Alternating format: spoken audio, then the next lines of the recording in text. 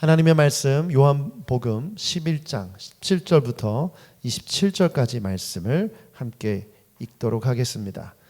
요한복음 11장 17절부터 27절까지 말씀입니다. 17절 제가 먼저 읽고 마지막 절 같이 읽겠습니다. 예수께서 가서 보시니 나사로가 무덤 속에 있는지가 벌써 나흘이나 되었다. 베다니는 예루살렘에서 오리가 조금 넘는 가까운 곳인데 많은 유대 사람이 그 오라버니의 일로 마르다와 마리아를 위로하러 와 있었다. 마르다는 예수께서 오신다는 말을 듣고서 맞으러 나가고 마리아는 집에 앉아 있었다. 마르다가 예수께 말하였다. 주님, 주님이 여기에 계셨더라면 내 오라버니가 죽지 아니하였을 것입니다. 그러나 이제라도 나는 주님께서 예수님 구하시는 것은 무엇이나 하나님께서 다 이루어 주실 줄을 압니다. 예수께서 마르다에게 말씀하셨다. 내 오라버니가 다시 살아날 것이다. 마르다가 예수께 말하였다. 마지막 날 부활 때 그가 다시 살아나리라는 것은 내가 압니다. 예수께서 마르다에게 말씀하셨다. 나는 부활이요 생명이니 나를 믿는 사람은 죽어도 살겠고 살아서 나를 믿는 사람은 영원히 죽지 아니할 것이다. 내가 이것을 믿느냐? 같이 읽겠습니다. 마르다가 예수께 말하였다. 예 주님, 주님은 세상에 오실 그리스도시며 하나님의 아들이심을 내가 믿습니다. 아멘. 아멘. 요한복음 강의 39번째 시간입니다. 주일 설교를 요한복음을 선택하고 말씀을 나누고 있는데 기가 막히게 정말 하나님의 인도하심 가운데 이 부활절 주일 설교 본문이 예수님께서 직접 부활에 대한 말씀, 그 말씀을 우리에게 허락해 주셨어요. 여러분 어떠실지 모르겠지만 저는 굉장히 느낌이 좋았습니다. 우리 교회에게 이렇게 부활절 말씀을 주시는구나, 그런 생각을 하니까 정말 좋더라고요. 오늘 이 말씀을 통해서 오늘 설교 제목이 부활을 믿는 믿음 이란 제목인데 이 믿음을 가지고 하나님 말씀을 나누도록 하겠습니다. 여러분 질문을 드려볼게요. 나이가 어릴수록 예수님을 믿기가 쉬울까요? 아니면 나이가 많을수록 어른일수록 예수님을 믿기가 쉬울까요? 네. 답이 쉽죠. 나이가 어릴수록 예수님을 믿기가 쉽습니다. 그 이유는 나이가 들수록 경험과 지식이 쌓이지만 하나님을 믿는 믿음은 갖기가 어려워져요. 왜냐하면 그 경험과 지식이 믿는 믿음, 신앙을 가로막기 때문입니다. 오늘 어린이 예배를 드리던 우리 어린이들이 이렇게 여러분 계실 때 왼쪽에 앉아 있어요. 지금 저렇게 안 듣는 것 같지만 다 듣고 있는 줄 믿습니다. 잘 듣고 있어요. 여러분 그 얘기 아시잖아요. 어른은 듣는 것 같은데 안 듣고 애들은 안 듣는 것 같은데 다 듣는다. 저희 아이들을 통해서 확인했습니다. 너무나 놀랐어요. 저희 아이들이 같이 예배를 드리고 있는데 하나도 안 듣는 줄 알았는데 물어보니까 다 기억하고 있더라고요. 예화부터 무슨 얘기까지 다. 여러분 오늘 하나님 말씀 앞에 귀 기울인 여러분 되길 축복합니다. 특히 어른들 잘 들으세요. 어른들. 애들은 걱정하지 마시고 어른들. 저는 이 시대에 마귀가 열심히 일하고 있다고 생각해요. 마귀가 열심히 일하는데 무엇을 가지고 열심히 일하느냐? 바로 이 성경을 믿지 못하게 하는 겁니다. 성경을 믿지 못하게 하는 거예요. 성경은 만들어낸 얘기고 우리가 믿을 만한 책이 아니다라고 얘기해요. 여러분 그래서 우리가 지식이 쌓이고 경험이 쌓이면 자꾸 성경에 대해서 의심을 하게 됩니다. 저희가 성경 공부를 하고 있는데 성경 공부 안에서 두 분이 계셨어요. 한 분은 어렸을 때부터 신앙생활을 해서 성경을 온전히 믿는 사람이었어요. 성경에 대한 의심을 해본 적이 없어요. 창조주 하나님, 부활하신 예수님 다 믿는 거예요. 근데 한 분은 하나님을 경험하고 예수님을 믿게 됐는데 성경이 믿어지지가 않는 거예요. 창조가 믿어지지 않는 거예요. 창세기 1장을 넘어가기 어려운 거예요. 예수님의 말씀을 보다가 부활하신 예수님을 믿기가 어려운 거죠. 죽은 사람이 다시 살아날 수 있나? 이런 생각이 자꾸 드는 거예요. 근데 이 두 분이 자기 얘기를 오픈해서 얘기하는데 그런 생각을 들었어요. 나이가 들수록 마귀가 우리의 생각을, 우리의 지식을, 우리의 경험을 쌓아서 결국 이 성경을 의심하게 만들고 하나님을 온전히 믿지 못하게 하는구나. 그 생각을 하게 되었습니다. 오늘 우리가 읽은 본문 말씀에 마르다가 등장해요. 이 마르다가 어떤 여인이냐면 예수님께서 사랑하시던 사람이었어요. 예수님을 믿고 따르던 사람이었어요. 그런데 마르다와 마리아가 예수님과 대화를 보면 이 마르다가 온전히 예수님을 믿지 못하는 모습을 보게 됩니다. 이 시대 온전한 믿음이 없는 시대죠. 온전한 믿음을 갖기 어려운 시대예요. 왜냐하면 그 지식과 정보와 경험이 예수님을 온전히 믿지 못하게 하기 때문이죠. 오늘 주시는 말씀을 통해 여러분 모두 부활하신 예수님, 창조주하신 하나님을 믿게 되는 역사가 있길 축복합니다. 첫 번째 우리에게 주신 메시지를 함께 나누겠습니다. 같이 읽어보겠습니다. 시작. 자신의 지식을 뛰어넘는 믿음을 가져야 됩니다. 여러분 온전한 믿음을 갖기 위해서 자신의 지식을 뛰어넘어야 돼요. 23절 24절 말씀 같이 한번 읽어보겠습니다. 23절 24절 시작. 예수께서 마르다에게 말씀하셨다. 내 오라버니가 다시 살아날 것이다. 마르다가 예수께 말하였다. 마지막 날 부활할 때에 그가 다시 살아나리라는 것은 내가 압니다. 마르다와 마리아는 예수님을 기다렸어요. 나사로 오빠를 살려주길 바랬죠. 그래서 빨리 와주시길 바랐는데 예수님이 빨리 오지 않으셨어요. 이틀이나 더 머무셨어요. 그 사이에 나사로가 죽은 거예요. 예수님이 오신다는 소식을 듣고 베다니 동네 어귀에서 마르다가 기다립니다. 예수님 보자마자 예수님 조금이라도 일찍 왔으면 우리 오빠가 살아있을 때 오셨으면 우리 오빠가 살 수 있었을 텐데 왜 이렇게 늦게 오셨어요?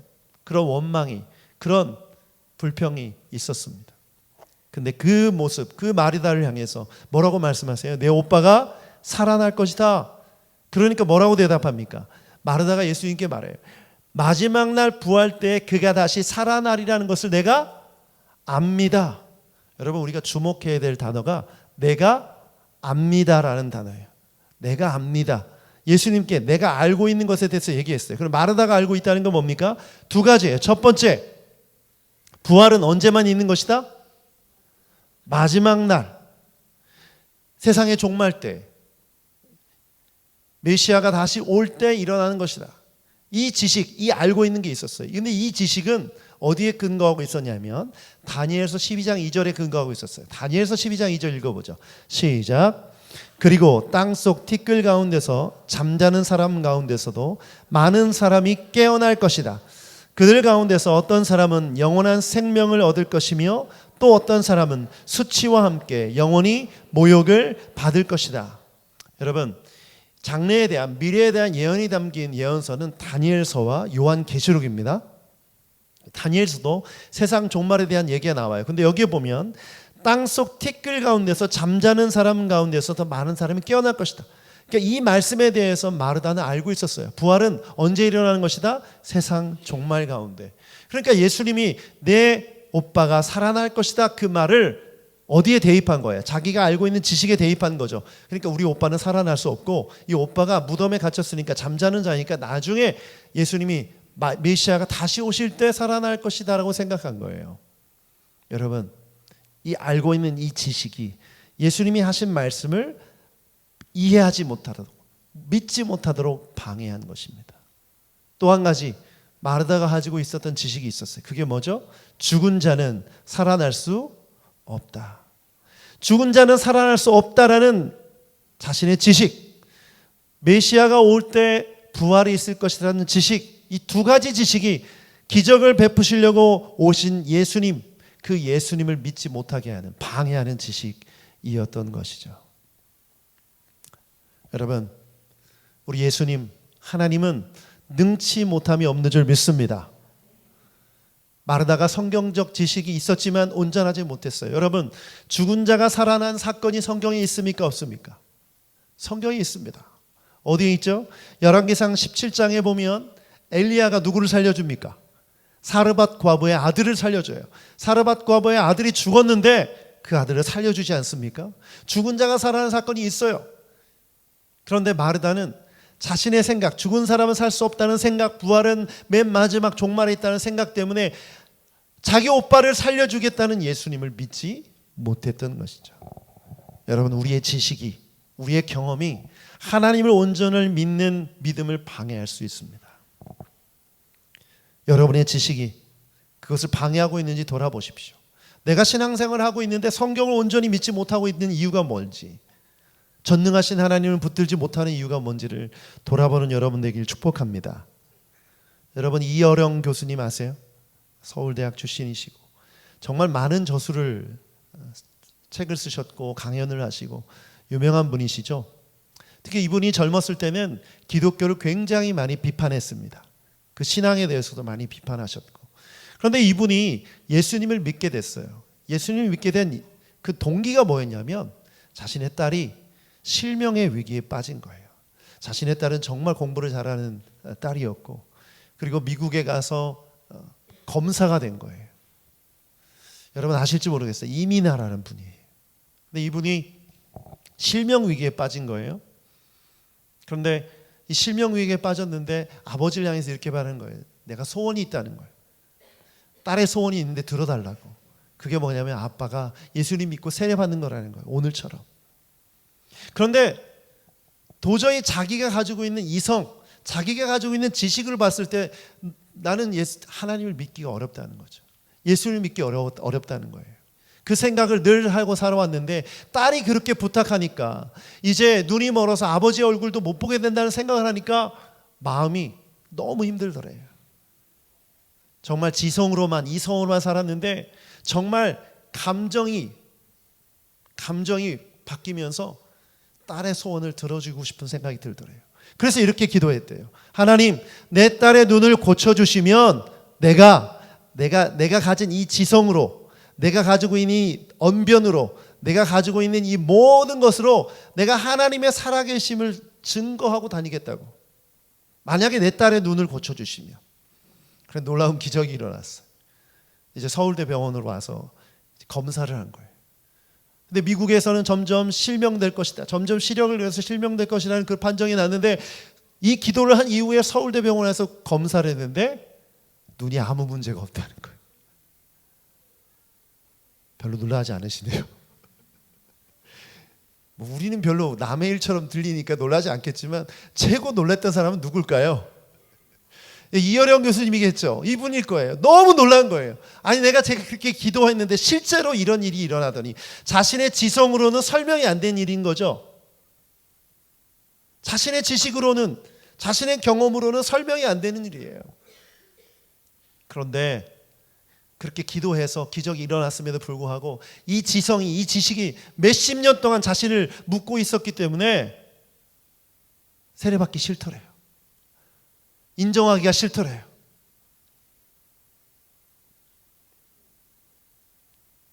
여러분 이게 인간입니다. 이게 인간이에요. 우리가 가져온 지식과 경험이 쌓이면 쌓일수록 하나님의 기적을 보고도 그 기적을 믿지 못하고 부인하는 것이 인간이에요. 그래서 여러분 죄는 우리를 점점 올가매는 거예요. 그런데 이 딸이 아빠를 찾아왔답니다. 이어령 교수님을 찾아왔는데 딸의 얼굴을 보자마자 갑자기 이 말이 튀어나오더래요. 내가 세례받는다고 목사님께 전해라. 딸의 얼굴을 보자마자 기적을 경험했던 그 딸의 얼굴을 보자마자 그리고 세례를 받으셨습니다. 제가 온누리교회에 있을 때 하영준 목사님이 세례를 주셨는데 그 간증을 잊지 못해요. 그때 이어령 교수님이 세례받은 사건은 큰 이슈가 되어서 기사 타이틀이 이렇게 나간 거예요. 지성에서 영성으로. 그리고 책 제목도 지성에서 영성으로 하는 제목으로 책이 나왔어요.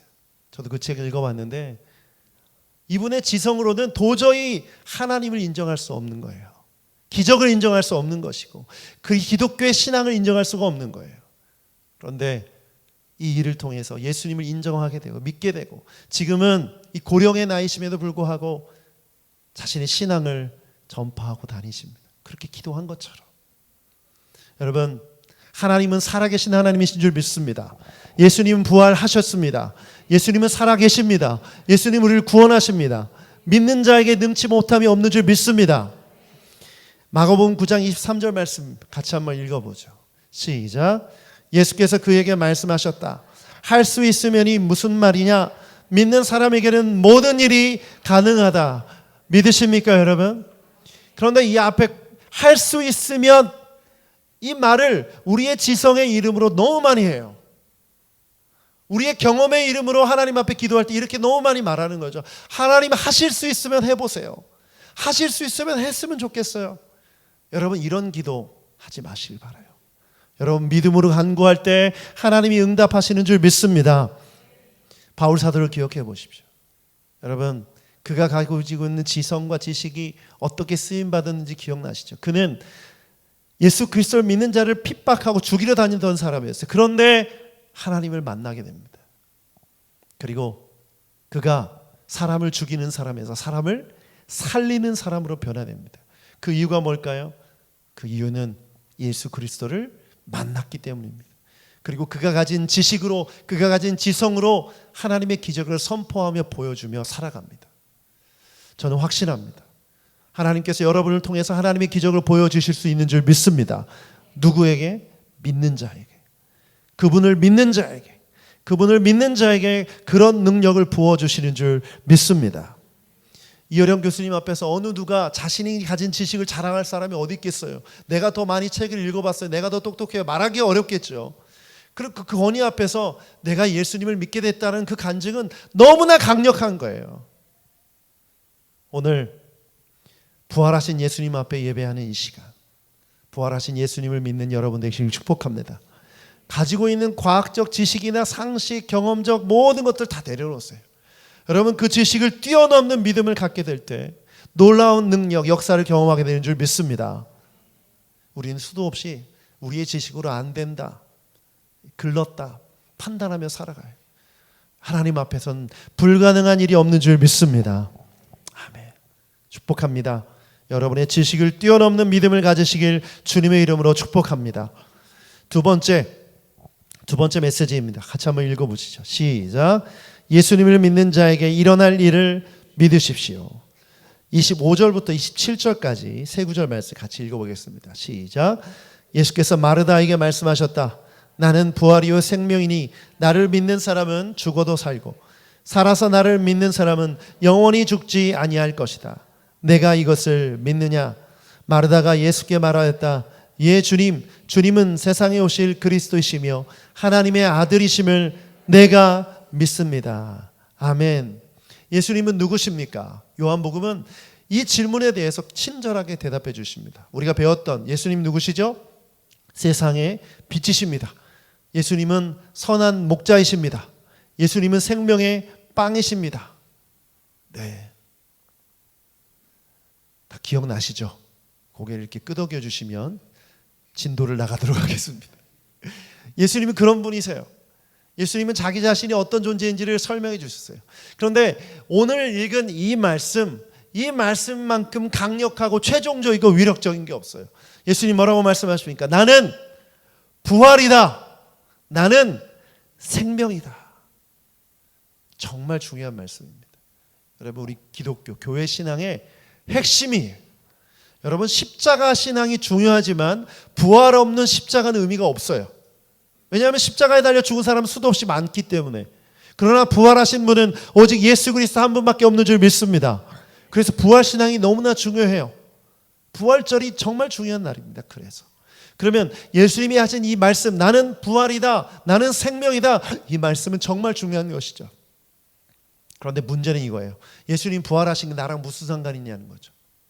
선한 목자다. 그 말씀을 들을 때 내가 양이니까 선한 목자가 푸른 초장과 실만한 물가로 인도해 주는 거지. 그렇게 이해가 잘 돼요. 세상의 빛이다. 내가 어둠 가운데 있었는데 빛이 비춰졌으니까 어둠이 떠나갔지. 이렇게 바로바로 연상이 되지 않습니까? 그러면 나는 부활이다 이 말씀이 여러분 어떻게 적용이 될 것 같아요? 바로 그 뒤에 그 답이 있어요. 뭐라고 말씀하셨냐면 25절 한번 띄워주시겠어요? 나는 부활이요 생명이니 뭐라고 말씀하십니까? 나를 믿는 사람은 죽어도 살고. 여러분 죽어도 살고가 무슨 뜻이냐면 부활을 의미해요. 그러면 예수님을 믿는 사람은 예수님처럼 우리도 부활한다 못한다? 부활한다. 아멘이십니까? 아멘. 그 다음 있는 거예요. 그 다음 말씀 26절. 살아서 나를 믿는 사람은 영원히 죽지 아니한다. 이게 무슨 뜻일까요? 영생을 의미합니다. 생명. 여러분 요한복음 3장 16절에 뭐라고 말씀하고 계시죠? 영접하는 자, 하나님이 세상을 이처럼 사랑하사 독생자를 주셨으니 이 저를 믿는 자마다 멸망치 않고 영생을 얻게 하려 하심이라. 아멘. 예수 믿으면 영생을 받은 줄 믿습니다. 굉장히 중요한 말씀이에요. 예수님이 부활하신 것처럼 우리도 부활하고 예수님이 생명이시기 때문에 그분을 믿는 자에게는 우리에게 영생이 있다는 것. 할렐루야. 너무나 놀랍지 않습니까? 그래서 예수님이 중요해요. 예수님을 믿어야 하는 것이죠. 저는 오늘 이 부활절에 여러분 예수 그리스도를 믿는 분이라면 여러분도 예수님처럼 부활하게 될 줄 믿습니다. 예수님을 믿으면 영생을 얻은 줄 믿습니다. 그런데 여러분 이 부활과 영생은 언제 경험되어지는 겁니까? 지금부터 시작된 것이죠. 영생은. 그러나 부활은 언제 경험되십니까? 예수님께서 재림하실 때. 예수님께서 세상 종말에 재림하실 때 우리 믿는 자들, 그때까지 살아있는 사람은 살아있는 상태에서 부활하고 죽은 사람은 죽은 상태에서 부활하는 거예요. 예수님이 재림하시기 전에는 영으로 존재하는 거예요. 우리는 예수님이 재림하실 때 예수님이 육체를 입고 부활하셨던 것처럼 우리도 부활하게 되는 줄 믿습니다. 아멘. 아멘. 이것이 왜 중요하냐면 여러분 우리가 이 땅을 살아가고 있는데 이 세상이 끝입니까? 아니면 다음 세상이 있습니까? 다음 세상이 있습니까? 없습니까? 다음 세상이 있습니다. 우리 세례받으신 세 분께 제가 질문했잖아요. 금세 지금 세상과 다음 세상, 그 다음 세상이 있다라고 말씀드렸어요. 여러분 그 다음 세상이 있습니다. 이 세상이 끝이 아니에요. 그럼 그 다음 세상으로 갈 때 뭐가 있죠? 예수 그리스도를 믿는 자는 뭐가 열려 있습니까? 천국으로 가는 그 구원의 문이 열려 있고 예수님을 믿지 않는 자는 지옥을 향하는 문이 열려 있어요. 그래서 하나님 말씀에 이런 말씀이 있어요. 요한복음 5장 29절에 예수님이 이렇게 말씀하셨어요. 같이 한번 읽어보자. 시작. 선한 일을 하는 사람은 부활하여 생명을 얻고 악한 일을 하는 사람은 부활하여 심판을 얻는다. 여러분 선한 일은 무엇입니까? 성경은 선한 일은 하나님을 믿는 일이라고 말합니다. 하나님의 뜻을 행하는 일이라고 말합니다. 하나님을 믿는 일은 선한 일이고 그 선한 일을 행한 사람은 어떻게 된다? 부활하여 생명을 얻는다.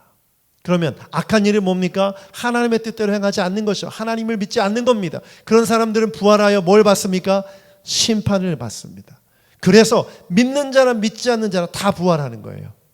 그런데 여러분 뭘 위해서 부활하느냐가 중요하죠. 예수님을 믿고 그분을 따르는 자는 생명을, 영생을 얻고 천국으로 가는 부활을 하는 줄 믿습니다. 믿지 않는 자는 심판을 받고 지옥으로 가는 거예요. 그 기로에 우리가 서 있는 것이죠. 그렇다면 오늘 부활하신 예수님을 믿는다, 부활하신 예수님께서 우리를 인도하신다, 이 믿음이 있는 자는 영생을 얻어서 천국에 가는 줄 믿습니다. 제가 어렸을 때 초등학교 시절에 제가 살았던 동네가 있었어요. 제가 살았던 동네는 그래도 꽤 큰 동네였던 것 같아요. 근데 지금 생각해 보면 어렸기 때문에 그렇게 보였던 것 같아요. 왜 초등학교 운동장에 가면 어렸을 때 정말 커 보였는데 지금 가면 이게 작지 않습니까? 그 농구대를 한번 가서 본 적이 있는데 굉장히 높이 보였던 농구대가 손을 뻗으면 닿을 것 같더라고요. 나이가 들어서 커서 갔더니 제가 살았던 동네가 굉장히 큰 줄 알았어요. 저는 대전의 이 선화동이라는 동네에 살았는데 그 동네를 막 돌아다니면서 해짓고 다니면서 살았어요.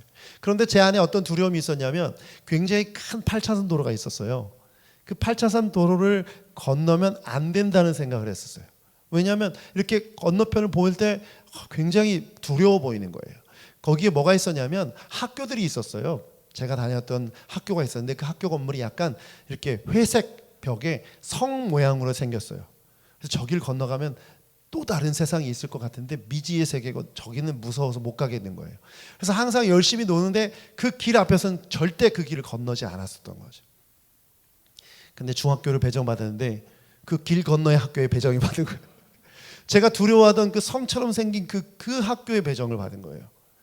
저는 아직도 잊지를 못해요. 그 길을 건너던 그 제 마음. 저 미지의 세계에 뭐가 있을까? 내가 한 번도 경험하지 못했는데 그 길을 건너가 본 적이 없는데 갔더니 중학교가 있더라고요. 똑같더라고요. 제 삶의 바운더리가 영역이 넓어진 거죠. 그래서 중학생이 돼서 신앙생활을 했는데 놀라운 것은 그 중학교가 미션 스쿨이었고 그 성처럼 만들어 놓은 이유가 뭐냐면 이 학교 건물 자체를 약간 예배당처럼 교회처럼 생각해서 그렇게 지었던 거예요. 그래서 갔더니 일요일 날 교회 나오라는 거예요. 무조건 가야 된다는 거예요. 출석책 가서 주보를 가져와야 돼요. 그게 숙제예요. 교회 가서 예수님을 믿게 돼서 지금 목사가 되었죠. 우리는 이렇게 생각해요. 우리가 사는 이 세상, 지금 우리가 누리고 있는 여기가 전부라는 생각을 합니다. 그러나 여러분, 여기가 전부가 아니에요. 죽음 이후에는 반드시 우리가 알고 있는 영적인 세계가 있는 줄 믿습니다. 그것은 천국과 지옥으로 나뉘어 있어요. 그런데 어떻게 천국에 갈 수 있는가? 성경은 그 길을 가르쳐 줍니다. 내가 곧 길이요 진리요 생명이 나로 말미암지 않고는 아버지께로 갈 자가 없느니라. 예수 그리스도가 우리의 길인 줄 믿습니다. 천국으로 가는 길인 줄 믿습니다. 오늘 부활과 영생을 믿는다면 그 길로 나아갈 수 있는 것이죠. 우리가 부활해서 그 영생을 천국에서 누릴 수 있는 줄 믿습니다. 선택은 누가 합니까? 선택은 우리가 하는 거예요. 여러분이 하는 거예요. 내가 오늘 부활하신 예수를 믿기로 결정한다면 그 미지의 세계, 잘 알지 못하는 세계, 그러나 성경을 통해서 밝히 말씀해 준 천국으로 우리가 갈 수 있는 줄 믿습니다. 저는 그래서 오늘 우리에게 주시는 메시지가 저는 이것이라고 생각해요. 예수님이 마르다에게 한 말이에요. 내가 이것을 믿느냐? 내가 이것을 믿느냐? 너희들도 아니고 내가 그것을 믿느냐? 오늘 이 질문에 아멘, 믿습니다. 이 대답을 여기 앞에 계신 세 분은 하신 줄 믿습니다. 나머지 분들은 어떨지 모르겠어요. 사실 마음 같아서는 한 사람 한 사람 붙들고 물어보고 싶어요. 내가 이 믿음이 있느냐? 오늘 제 입을 통해서 예수님이 질문하고 계세요. 부활이 있음을, 영생이 있음을 믿느냐? 이 질문 앞에 네, 믿습니다. 대답하는 여러분 되길 축복합니다.